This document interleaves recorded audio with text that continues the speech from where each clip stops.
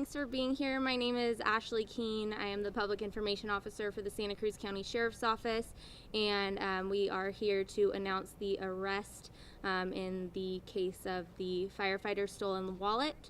So without further ado, Sheriff Jim Hart.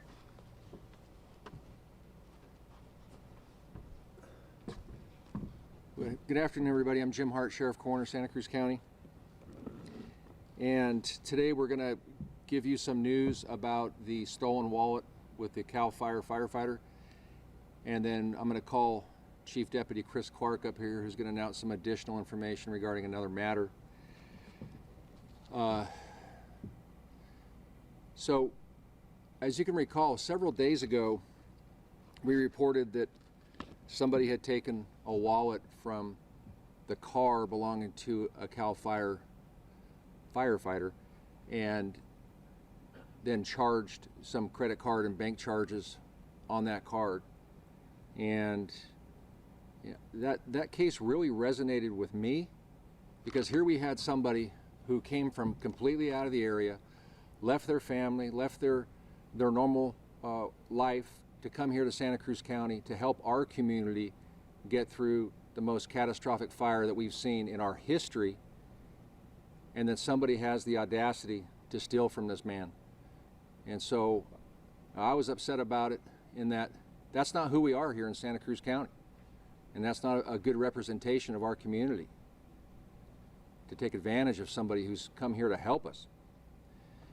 And so I assigned one of our investigation units to the case, and our investigation sergeant, Dan Robbins, led this team. They worked this case. They received some good information from a citizen that led to the identification of Brian Johnson, who you see here in this photograph, who's a Live Oak resident, which is an area between the city of Capitola and the city of Santa Cruz. The investigations team went to his house and conducted a probation search, because this man is on formal probation. And they located the clothing that was depicted in the video and the photographs that we posted on our Facebook. And they also recovered merchandise that had recently been purchased.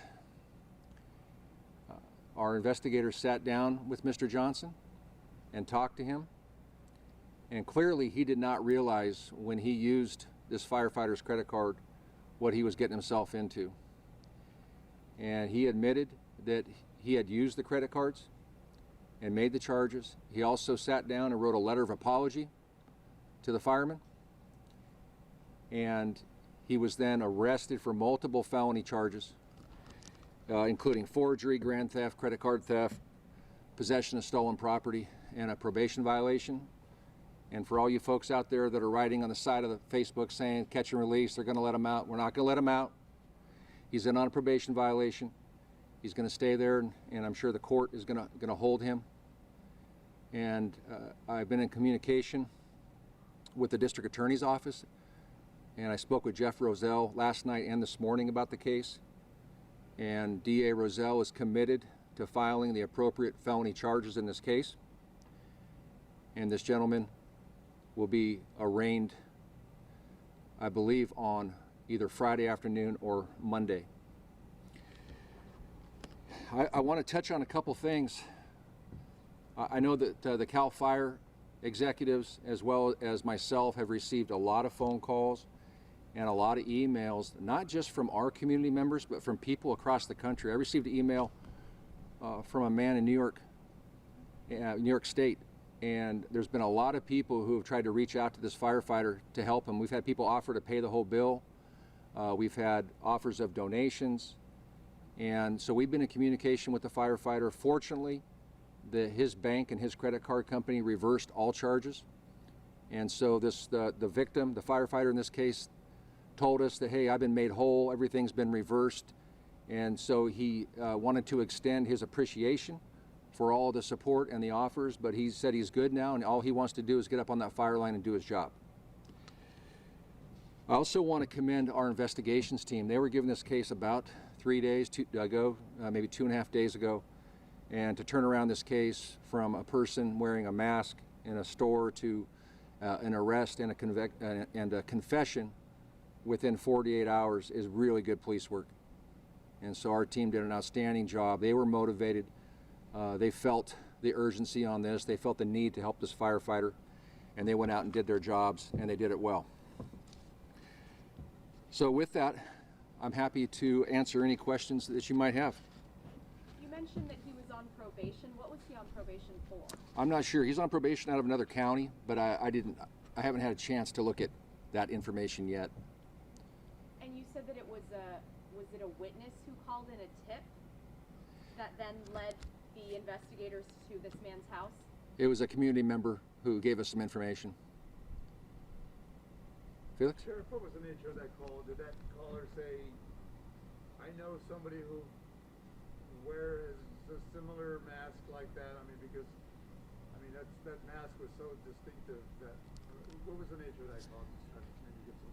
Yeah, so the question is regarding what was the nature of the call. Was it about a description of the clothing, or was it something else? And based on what Sergeant Robbins from our investigations team told me, it was kind of a combination of both. It was both the clothing, and then the person who called this in may have known Mr. Johnson. Any other questions?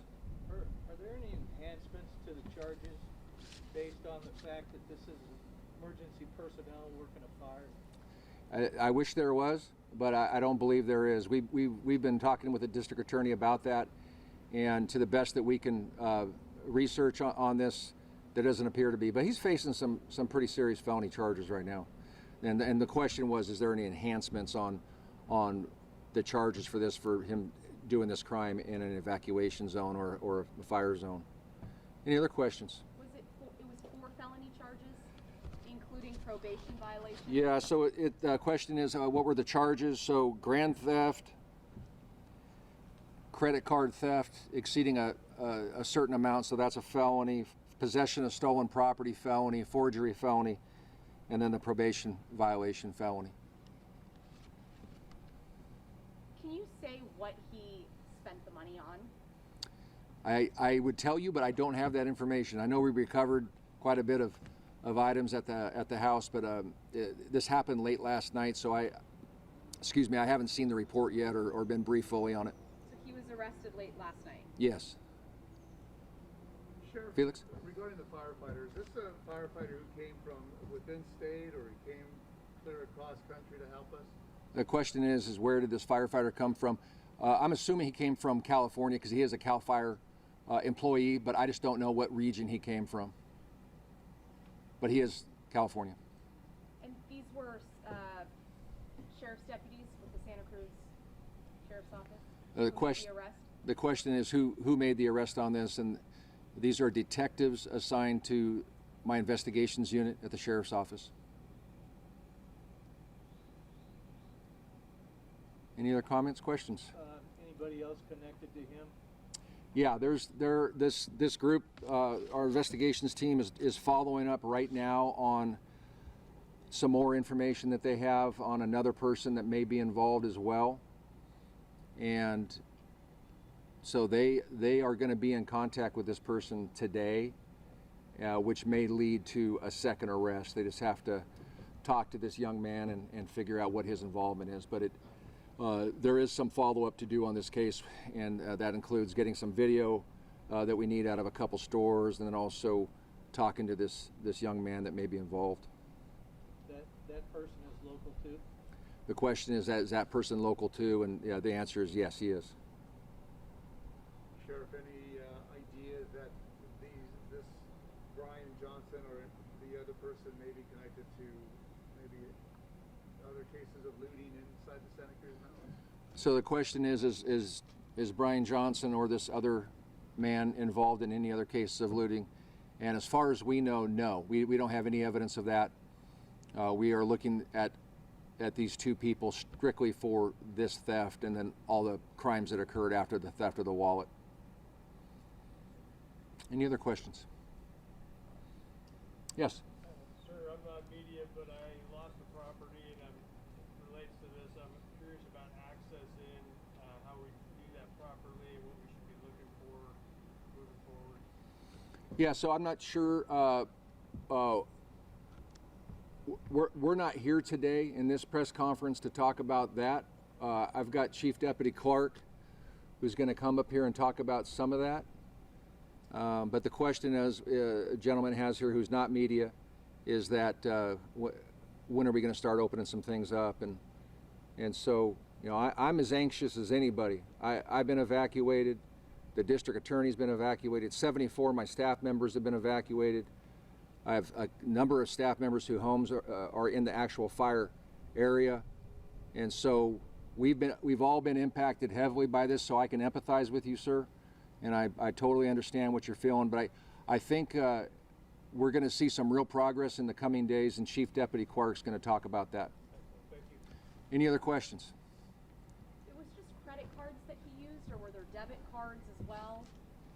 It's my understanding that it was credit cards that were used, and what Johnson did was he went out and bought a bunch of gift cards with that, so that you could use them anywhere. Do you have a dollar amount? I don't have a total dollar amount. I know that one purchase that was made was $1,400. The question was what the dollar amount of the loss is, and it's my understanding there was one purchase for $1,400, but there was a number of other purchases. I just haven't seen the exact amounts on that. But really, the purpose or the interest in this case is really not about how much money was taken or why this guy did it. This happened to a man that came into our community to help us. I think that's what we have to remember, that it doesn't matter to me if it was 1,000 or 5,000. What matters is that a person who came to help us was victimized, and it's just not right. It's just not right. And we're really gonna, I'm really gonna advocate to have this guy held accountable on this. This is just unacceptable, and it's not a good representation of who we are and what our county's about. Any other questions? Okay, now we're going to transition to another subject, and I'm going to ask Chief Deputy Chris Clark to come up here and talk to you about that. If that leads to some questions, either Chief Deputy Clark or myself can answer those questions. Chris, want to come on up?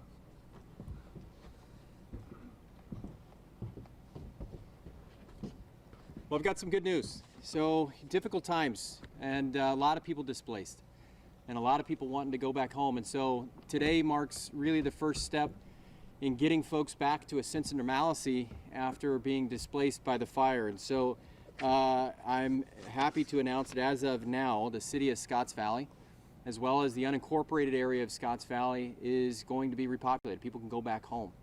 And so I want to give you some zones, and then I'm going to give you some tips on some things to think about and keep in mind as you're coming back home. So I want to make sure that everybody understands the zones. I've talked about that before, and just being able to understand where you are within that zone, and again, going to our Facebook page and then CAL FIRE's incident fact sheet to get to the map to determine what zone you're in, and then that zone will turn from red to green. And so today that's exactly what's going to happen for the city of Scotts Valley and the unincorporated area that lies to the north and to the south, from Paradise Park, Cave Gulch area, going all the way north to Redwood Estates.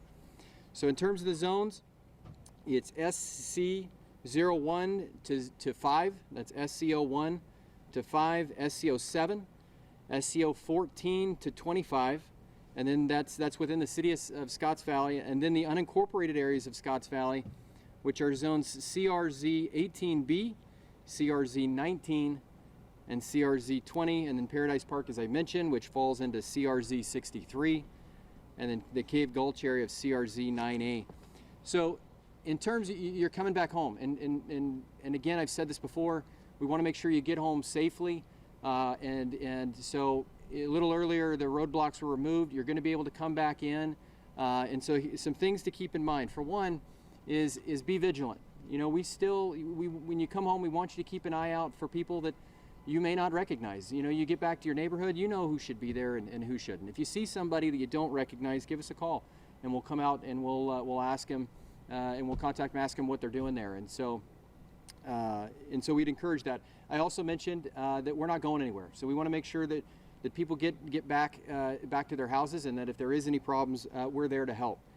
And so in terms of, so you get back home, I'd also encourage you to continue to monitor CAL FIRE's website as well as our Facebook page. And that's important because, for one, it's trusted sources of information, as well as you just never know what's going to happen with a fire. So, I mean, right now, CAL FIRE feels very, confident that there's not a threat to the city of Scotts Valley and the unincorporated area that lies, again, to the north and south. And that's why those orders are being lifted. But nonetheless, it's good practice to keep those sites and monitor them for anything that changes. Also, our base camp here for the fire isn't going to change. So just be mindful, there's going to be a lot of emergency traffic, a lot of emergency vehicles coming and going. So you'll see that around. And so just be mindful of that. And then the last thing I just want to touch on is that it's this repopulate, this coming back home for the city of Scotts Valley and those unincorporated areas that surround it.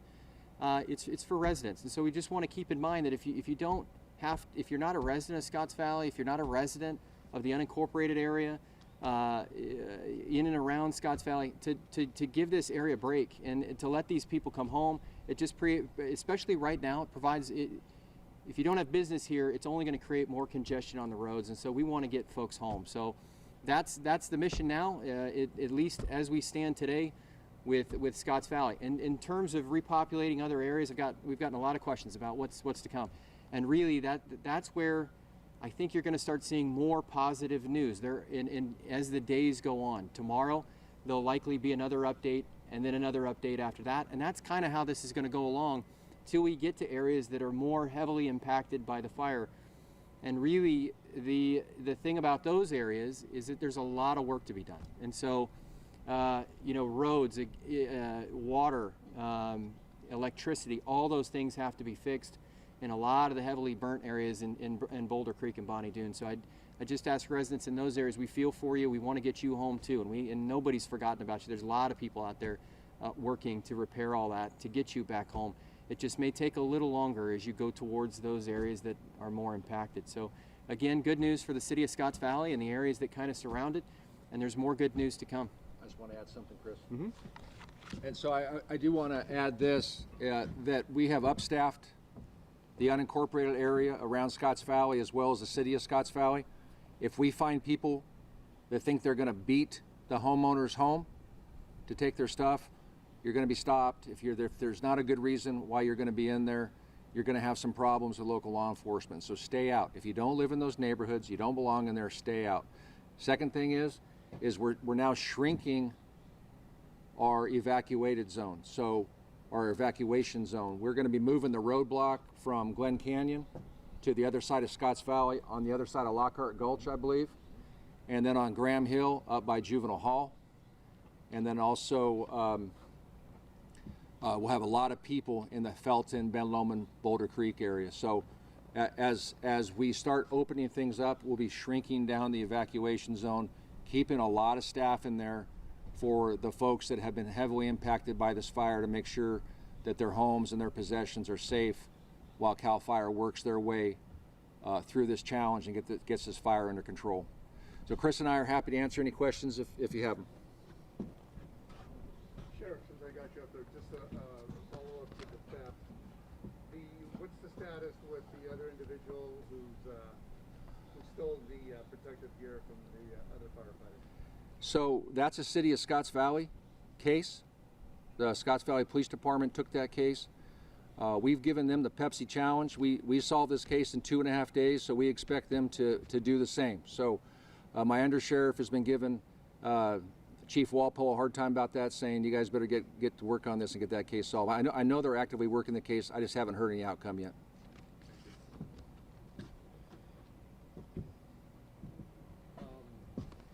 Regarding the rescue of that 73-year-old man, Chris, you mentioned all the man hours that were used to put into that rescue, and you've driven home the fact that people need to stay out and you keep diverting resources.